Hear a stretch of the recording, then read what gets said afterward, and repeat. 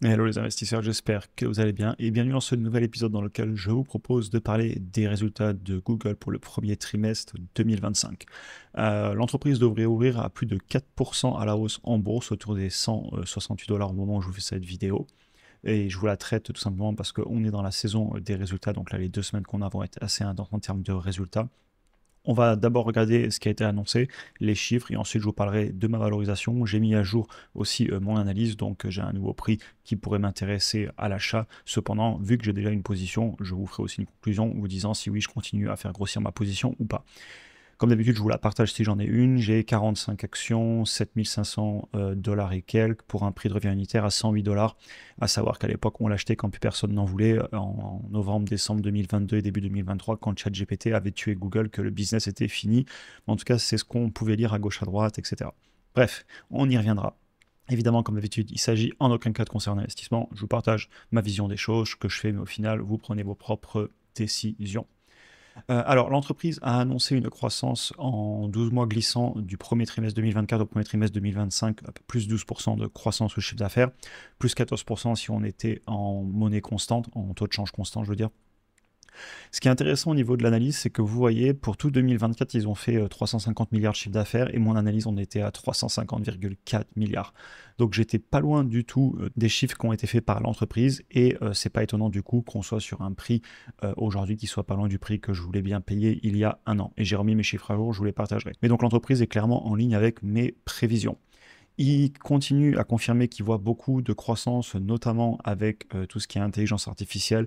Ils ont 1,5 million de personnes qui utilisent chaque mois leurs produits avec de l'IA qui est intégrée soit directement dans les recherches Google, soit aussi avec Gemini.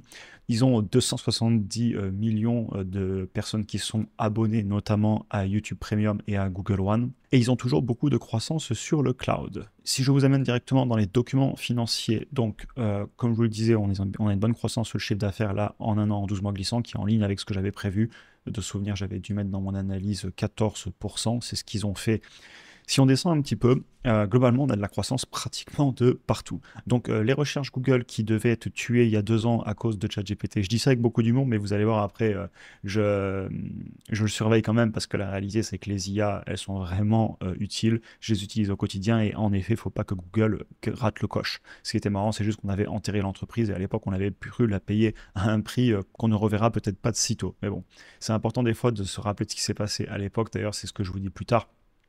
En fait, quand je vous dis ça à chaque fois, c'est une blague, mais c'est surtout pour se rappeler que les émotions et la mentalité sur le court terme, ça peut amener des certitudes parce qu'il y avait beaucoup de certitudes et au final, il faut prendre un petit peu de recul. Et aujourd'hui, plus personne n'en parle du fait que Google aujourd'hui, pardon, à l'époque, on pouvait la toucher à des prix qu'on ne reverra peut-être pas de sitôt si les marchés ne deviennent pas à nouveau pessimistes. Et à l'inverse, s'ils deviennent pessimistes, on pourrait très bien les revoir. Encore une fois, le court terme, ça m'importe assez peu et c'est pour ça que je voulais vous en reparler comme à chaque fois.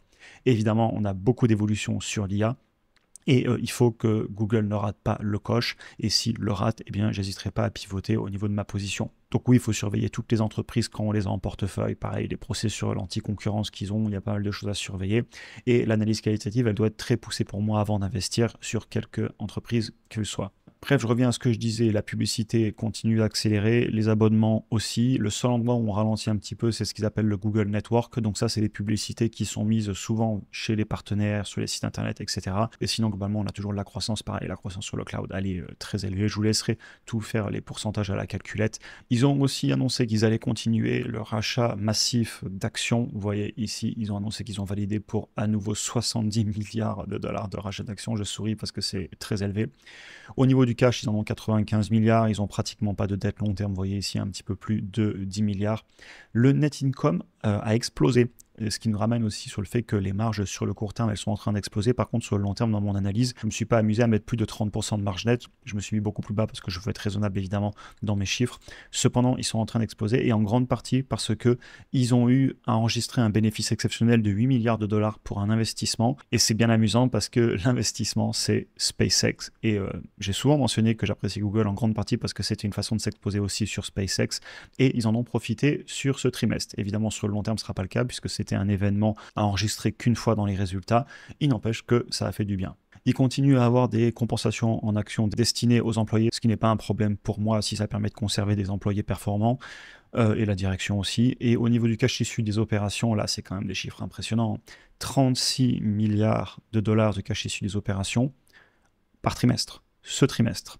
Et CAPEX, donc investissement en machines, etc., pour eux, c'est principalement tout ce qui est calcul en IA, les serveurs pour Google Cloud, 17 milliards. On est toujours en flux de trésorerie disponible positif.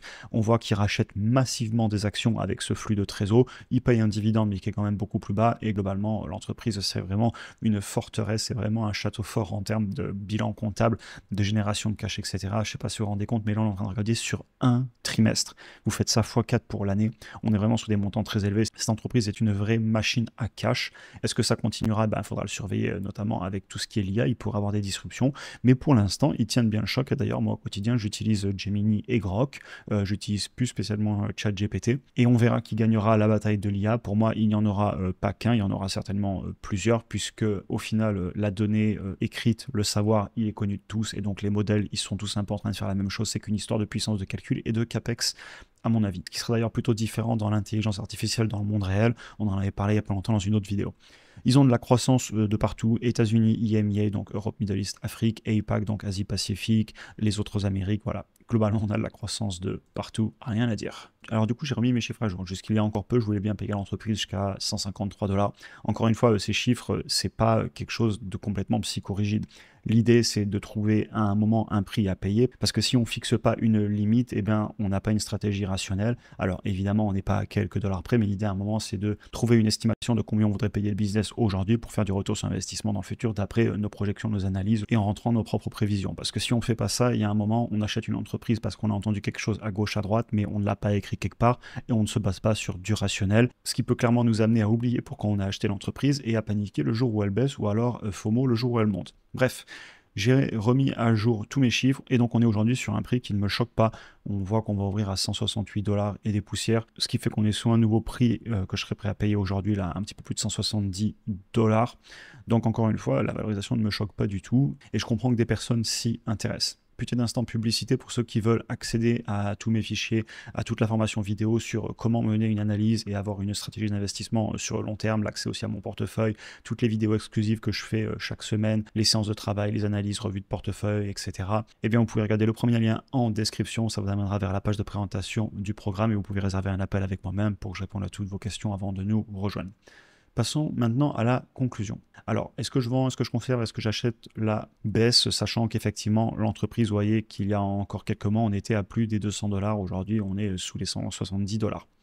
Je me permets de prendre mon temps, j'ai ma position, je ne renforce pas à ce prix-là. On est sur un prix cohérent, on est clairement en ligne avec mon analyse, avec ce que j'avais prévu. En fait, l'entreprise est en train de faire exactement ce que je pensais, ils exécutent, pas plus, pas moins, et pour l'instant, j'ai aucune raison de vendre, je conserve pour le long terme.